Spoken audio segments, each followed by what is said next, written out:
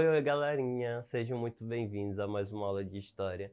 Eu sou o professor Lucas e já estamos na nossa sexta aula para o sétimo ano do ensino fundamental. Na aula de hoje, a gente vai abordar um pouco do processo de uso e de exploração da terra pelos povos indígenas, principalmente na América. Então, quando a gente fala de América, a gente fala do continente americano como um todo, tanto a América do Norte, América Central, América do Sul, como na divisão mais social, a América Anglo-Saxônica e a América Latina, certo? Então, todo o continente americano. É claro e lógico que não dá para a gente falar de todos os povos indígenas, da atuação de todos os povos nesses lugares, porque só aqui no nosso país são inúmeros. Então, a gente vai tentar falar de um âmbito mais geral do continente americano como um todo, e depois vai cada vez mais, até o fim da aula, selecionando um grupo específico para a gente abordar, certo? Então a gente vai diminuindo o nosso campo de abrangência. Então vamos lá ver um pouquinho do contexto geral desses povos indígenas na América. Vamos lá. Povos indígenas da América. E aí a gente tem uma foto, uma imagem do continente americano, e um pouquinho das divisões dos povos indígenas, e isso, claro, que na antiguidade, certo? Vamos lá para o texto. Quando os colonizadores europeus chegaram às Américas, o continente era habitado por cerca de 57,3 milhões de indígenas, segundo estimativas do geógrafo norte-americano William Denevan. Mais de 500 anos depois, a população total do continente saltou para um número próximo a 1 bilhão de habitantes, e isso é a população total, e não só indígena. Entre os quais apenas 45 milhões de indígenas, conforme revela o último levantamento populacional da Comissão Econômica para a América Latina e o Caribe, feito em 2014. Então a gente já tem aí alguns dados, alguns números que exemplificam melhor para a gente todo esse choque que vamos ter dos colonizadores com a população nativa no nosso continente. Então, se a gente for estudar, por exemplo, os três grandes impérios indígenas, que é Astecas, Incas e Maias, a gente vai observar que só desses três a gente consegue fazer divisões imensas de culturas e tradições e, enfim, de formas de vidas e de história. Então imagina se a gente fosse analisar cada um dos outros povos também, de todo o nosso continente, certo? Então, a gente vai agora falar um pouquinho sobre a população indígena no nosso país, no Brasil, que faz parte, claro, do continente americano, e depois a gente fala um pouquinho da população indígena no nosso Acre, certo? No nosso estado do Acre. Então, vamos lá. Os povos indígenas no Brasil. A região que hoje é ocupada pelo Brasil era habitada por cerca de 4 milhões de índios quando a esquadra de Pedro Álvares Cabral aportou. Então, quando o Pedro Álvares Cabral chega ao nosso país com sua tropa, enfim, naqueles grandes navios, nesse processo de grandes navegações, haviam cerca de 4 milhões de índios aqui no nosso território. Aí vamos lá entender como que aconteceu esse processo. A maioria era constituída por coletores e caçadores, que a gente já estudou, eram nômades, pegavam o que a terra precisava e depois saíam em busca de novos produtos, enfim. Eram assim que as populações indígenas meio que viviam aqui no nosso território. Hoje, mesmo após a redução do território indígena, há 240 povos indígenas no Brasil, que falam até 150 dialetos, e é importante frisar que são dados de 2016, certo? As principais causas da redução da população foram a pressão colonizadora e as doenças trazidas pelos portugueses. Os remanescentes de povos indígenas brasileiros ainda vivem em constante disputa por território e são alvos de doenças e vivem a maioria em extrema pobreza. Então, é uma situação muito complicada porque a gente tem aí já um choque cultural dentro desse processo de colonização do nosso país. Então, os colonizadores, os europeus, eles de início meio que compravam a população indígena através de trocas de produtos, enfim. E aí começam a explorar a terra, descobrem o pau-brasil começa a ser comercializado, exportado. Então, a partir daí, a gente tem um processo bem grande já a partir daí, na verdade, a gente tem um processo bem grande de dizimação dessa população indígena.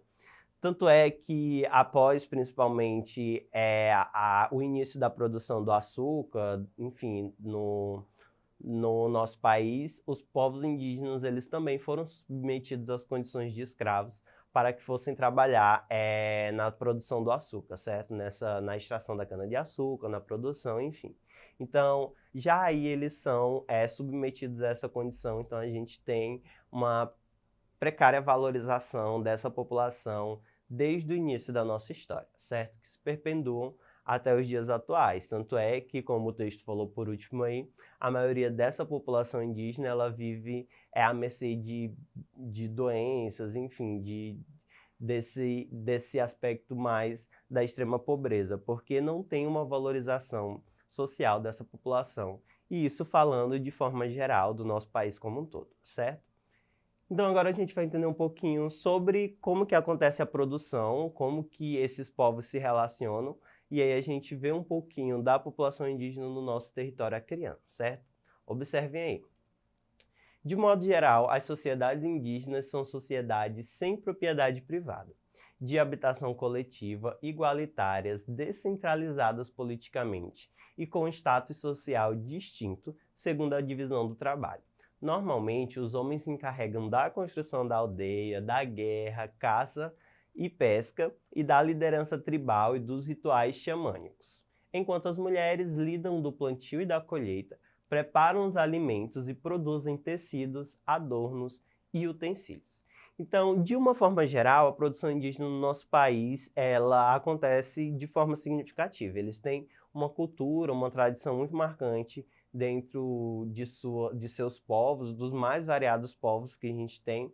E isso já tem, a partir daí, a gente já tem uma noção de como que é essa relação desses povos indígenas com a terra, com a natureza, com a produção, com aquilo que eles plantam, cultivam, colhem. Então, tudo isso é muito importante para a gente entender essa relação dos povos indígenas com a terra, com o espaço em que eles estão e uma terra que é deles por direito, certo?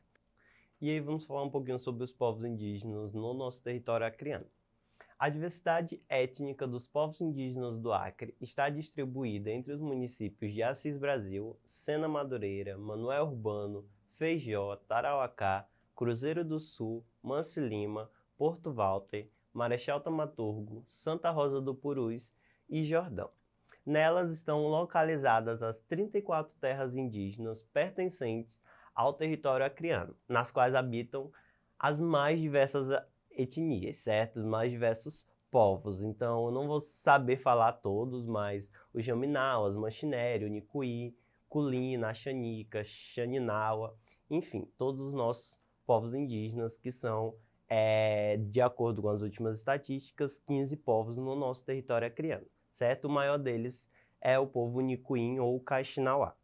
Então a gente tem aí essa distribuição das terras indígenas no Acre. É claro que vai ficar dificultoso para vocês entenderem, mas a maioria daquelas áreas verdes que estão ali no nosso território são áreas de proteção de terras indígenas, certo?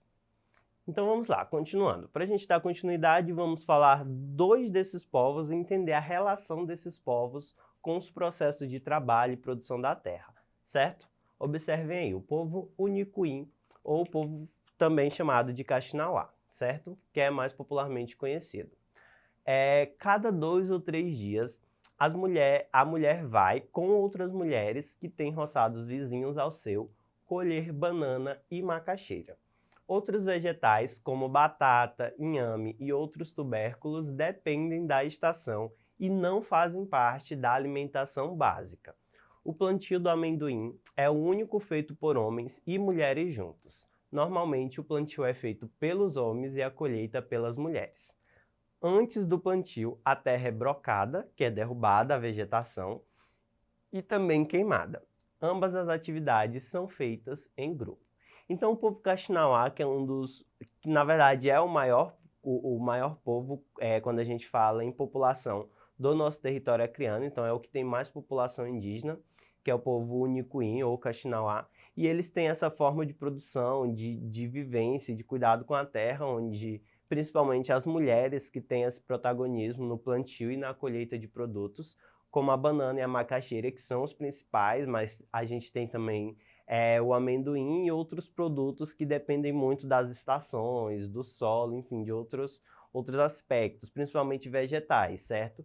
Como batata, inhame, enfim, outros produtos. Então, toda essa produção que esse povo tem faz parte dessa vivência, dessa relação deles com a terra e de necessidades básicas que eles encontram no caminho, certo? E aí, segundo povo, observem aí, que é o povo Nawa. Os Nawas praticam a agricultura de coivara e cultivam uma grande diversidade de produtos, entre eles o abacate, o abacaxi, a acerola, arroz, banana, batata doce, caju, cajuí, cana-de-açúcar, cará, coco da Bahia, cupuaçu, feijão, goiaba, graviola, ingá, inhame, jaca, laranja, limão, macaxeira, mamão, manga, melancia, milho, pimenta, pupunha e tabaco. Logicamente, esses produtos eles não são plantados e cultivados em todos os períodos do ano, certo? Cada um vai ter uma estação melhor. Os produtos agrícolas são retirados do terreiro, que é também chamado de roça ou roçado, e o primeiro refere-se à área ao redor das residências, que é o chamado terreiro. O segundo é basicamente uma plantação de mandioca, que é a chamada roça, e o último é a plantação dos demais produtos agrícolas, que é o chamado roçado, certo? Tem essa divisão que geralmente a gente conhece mais popularmente, certo? Então, eles também têm essa relação de muito apreço com a terra. E aí, para a gente melhor fixar esse conteúdo, essa relação que a gente estudou nessa aula, vamos fazer duas questões para a gente melhor entender esse conteúdo, certo? Observem aí. Quais foram as principais causas da redução da população indígena no Brasil? Então, o que causou principalmente essa redução da população indígena no nosso país? Qual foi a principal causa? Vamos lá para a resposta. As principais causas da redução da população foram a pressão colonizadora e as doenças trazidas pelos portugueses. Então, essa pressão colonizadora ela se caracteriza nas diversas formas, desde das opressões, das prisões e também quando eles submetem os índios às condições de escravo, certo? Segunda questão. Apresente, com base na aula, como é a relação dos povos indígenas com a terra. Então, qual que é essa relação desses povos com a terra? Aí vamos lá. De modo geral, a população indígena tem uma relação de valorização muito grande da terra e dos seus territórios.